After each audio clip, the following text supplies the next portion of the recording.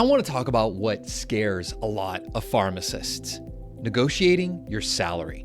When I speak at conferences and I talk about negotiating or interviewing, I'll ask the audience, hey, who here has asked for a salary raise? Maybe 10 out of 100 people will raise their hand. That's crazy because the stats have a different story. Anywhere between 20 and 60% of Americans negotiate their salary. That same study said that 85% of those who asked more at least got some of the things that they were negotiating. So let's break down 4 key steps that will help you negotiate more effectively, how I failed miserably to negotiate my first salary offer, what I learned from it, and this is for you, whether you are like getting a new job offer or you're heading into an annual review. By the way, if you're new here, I'm Alex with the Happy PharmD, and I would love it if you would check out more of our videos and subscribe because we have a lot of great information about having a great pharmacy career, because we're on a mission to help 10% of pharmacists transition into a new and powerful career. That's going to spark a huge change in our profession. Because if 10% of pharmacists leave their nasty jobs into better ones, you better believe companies are going to pay attention. So most pharmacists are leaving thousands of dollars on the table because they're afraid to negotiate. And honestly, many don't even know that they can negotiate. I remember one pharmacist just at a conference a few weeks ago said to me, I didn't know that I could do that. And I get it. With the job market being the way it is, you may be thinking to yourself, I should just be happy that I got a job offer. And I get it, but here's the thing. This mindset, this perspective is actually hurting your career in the long run. Because if you don't negotiate, well, you're decreasing your earning potential significantly over time. And I'm talking tens of thousands of dollars that you're missing out on just because you don't ask. Listen, I know that salary negotiation, talking about money, can feel overwhelming, intimidating, almost like a conflict. But I'm going to break this down really simple, actionable steps that you can start using right away. So step number 1 is research like your salary depends on it, because it does. I'm not just talking about like quickly looking at Glassdoor or salary.com. You need to dig deep into the data. You need to look at salaries with your specific years of experience, your geographic location, and your specific role that you're going into. Are you going for a clinical position? Well, look what other clinical pharmacists are making in that area. The beautiful thing about places like Glassdoor in particular and salary.com in the specifics is that they can share by location what pharmacists are reporting that they're making. Are you going into managed care or a specific industry? Then research that industry specifically. Look to see if there's bonuses involved or anything like that. But here's where most people stop. Don't look at averages. Look at the whole range. Find out what top performers are making to see if that could be the benchmark that you perform to, especially if you have experience. Check professional associations for salary surveys. There are actually quite a few, specifically in lots of different pharma niches. Don't be afraid to talk to recruiters, especially ones that you're not dealing with when it comes for a specific job. The more data you have, the stronger your position. Remember, when you walk into that negotiation, when you are being offered something, you want to be the most informed person in the room. All right, and now for number 2. And this is absolutely crucial. You need to know and be able to articulate your value.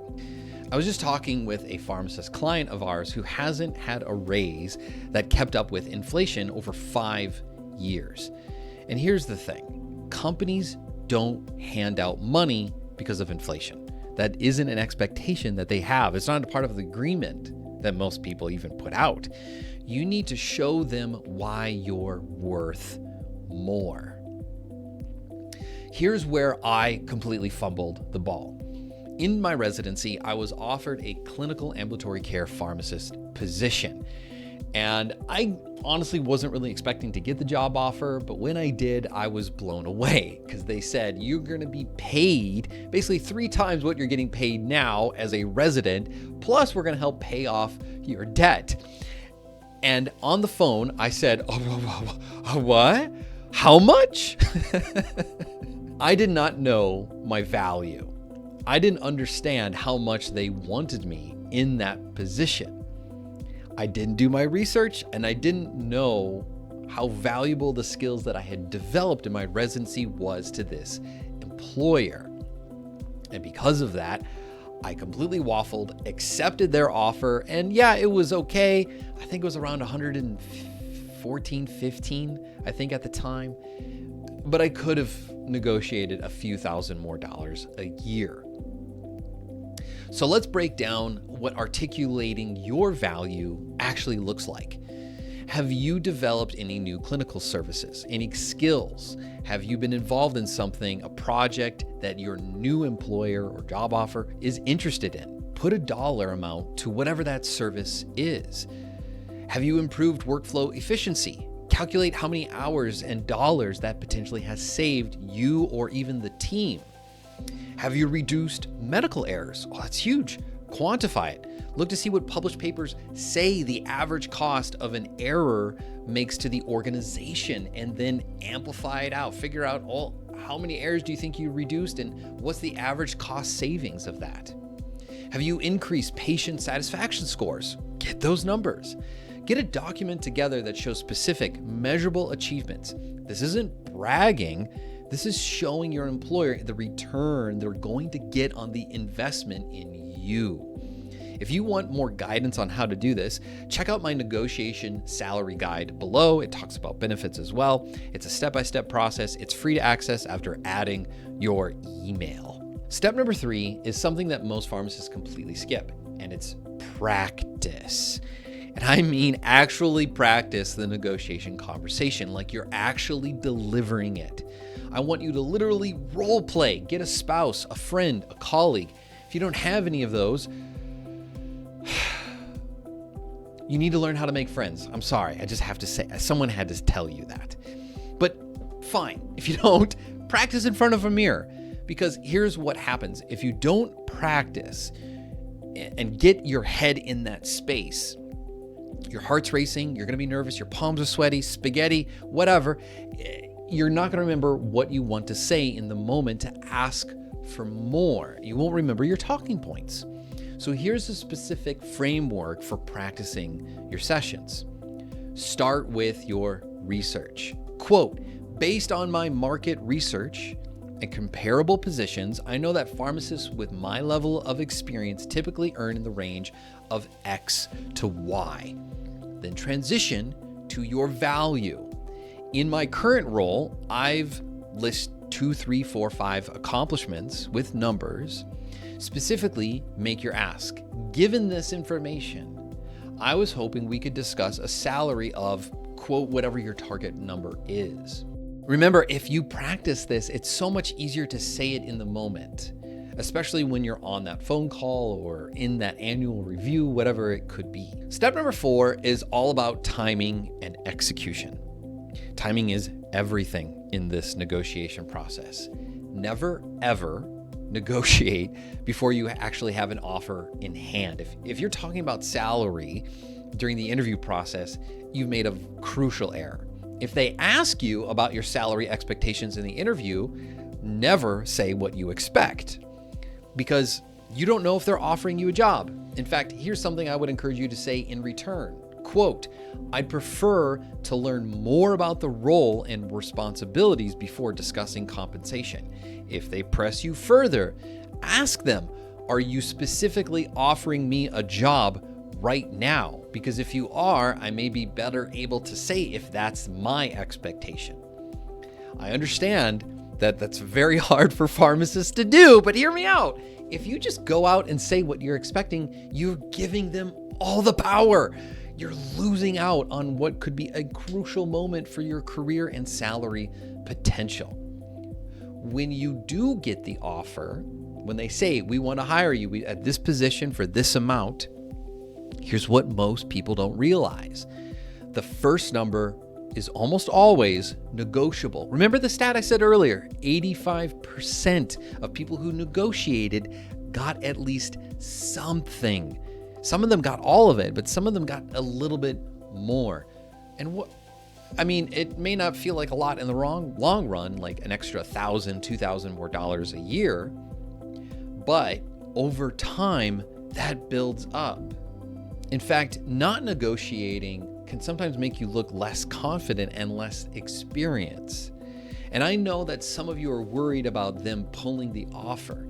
In all my years of doing this, I've never seen an offer pulled during negotiation. I have had a few clients report that people flabbergasted. They were shocked that the pharmacist negotiated, but they've never lost the job opportunity.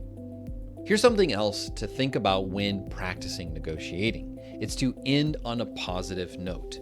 Reaffirm your excitement about the role and your commitment to bringing value to the organization. Say something like, quote, "I'm really excited about this new opportunity and what we will accomplish together. I just want to ensure the compensation reflects the value that I bring to the team." You know what absolutely kills me is when I see a brilliant, intelligent pharmacist, an absolute rock star at what she or he does, who are afraid to ask what they are worth. You didn't spend all those years in pharmacy school, in residency, take on all of that debt to be afraid of what you're worth. Practically, every pharmacist makes over 6 figures, and it's almost like we're complacent.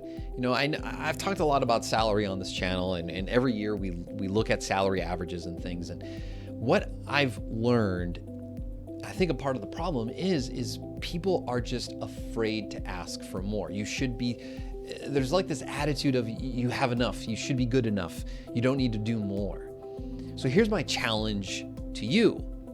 Commit now to negotiating your next opportunity.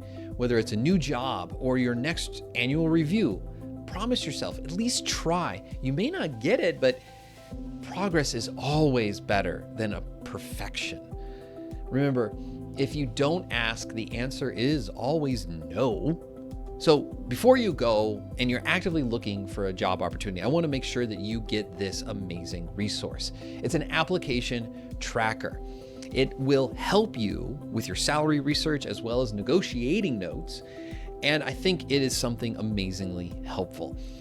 Our clients use it and get lots of great results from it, and it makes the whole job search process that much easier. We'll put a link below in the description so that you can get access to that.